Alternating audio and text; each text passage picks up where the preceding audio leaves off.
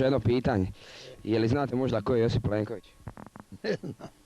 Niste nikad čuli za njega? Hvala, hvala. Dobar dan gospodine, može jedno pitanje. Je li znate možda ko je Josip Plenković? Josip Plenković, ne znam. Niste nikad čuli za njega? Hvala.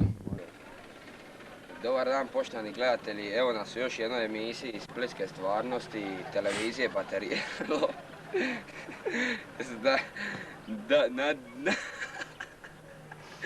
Naš današnji gost je jedan od najpopularnijih ljudi u Splitu trenutno danas, Josip Plenković.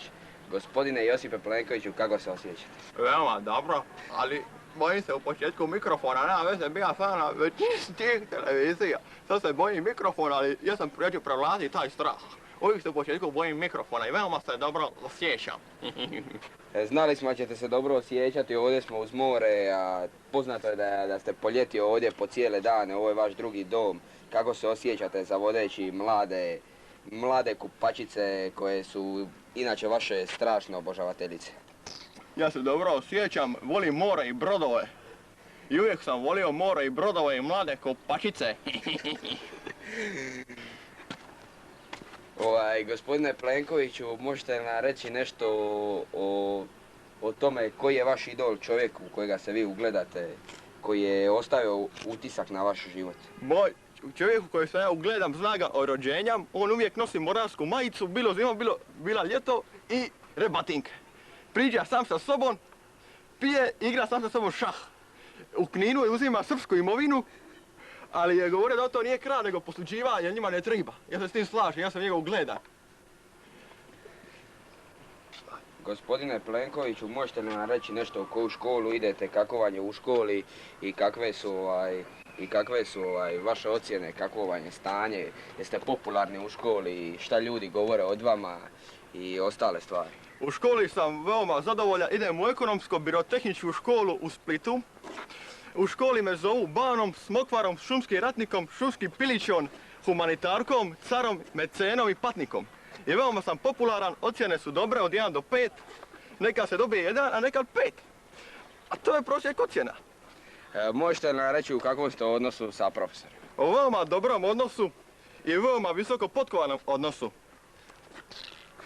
I odnos je veoma dobar.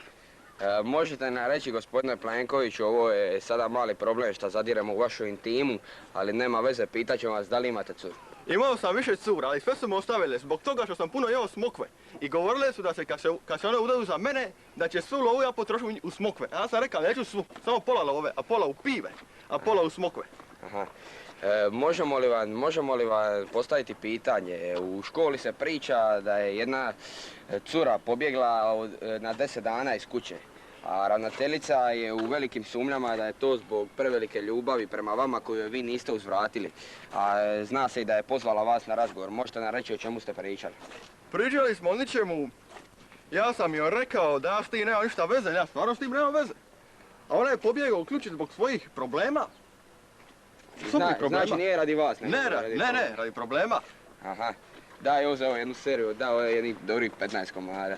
Normalnih ovih. Dobro je lavi.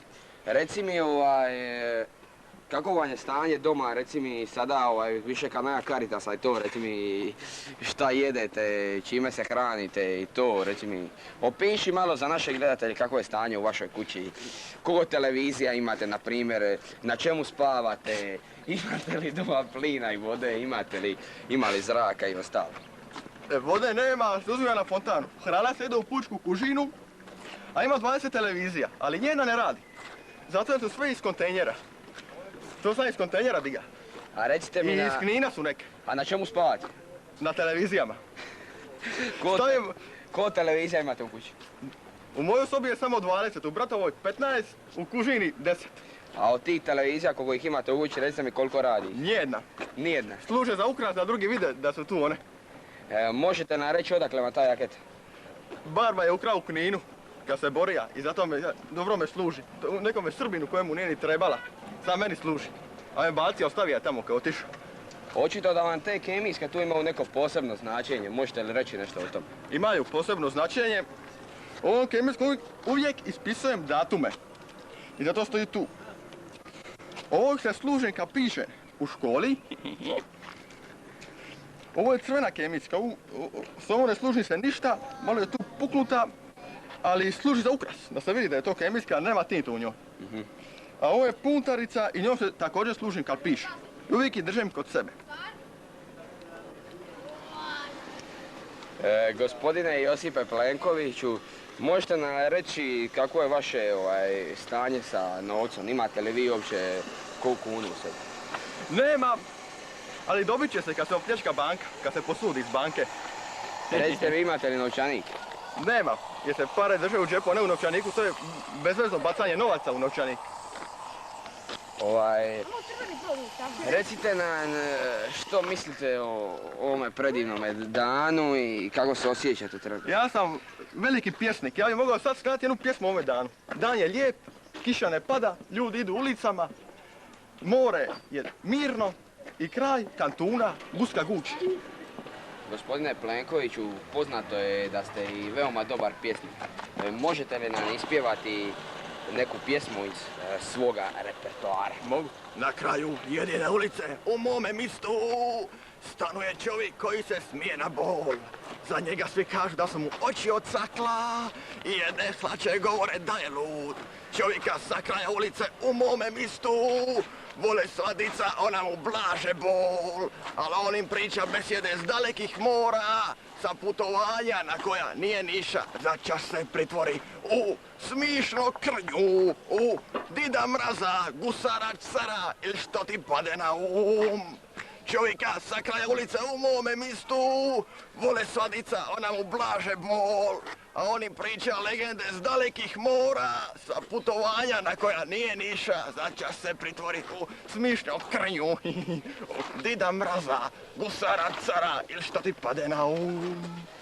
Gospodine Plenković, možete nam reći je li vam to neka stara pjesma ili ste to tek sada smislili? To da tek tada smislio, evo, mogla bi na festival otići kad bude preko ljeta i valjda će otići. Evo za ovu pjesmu može jedna serija odobriti 20 komada.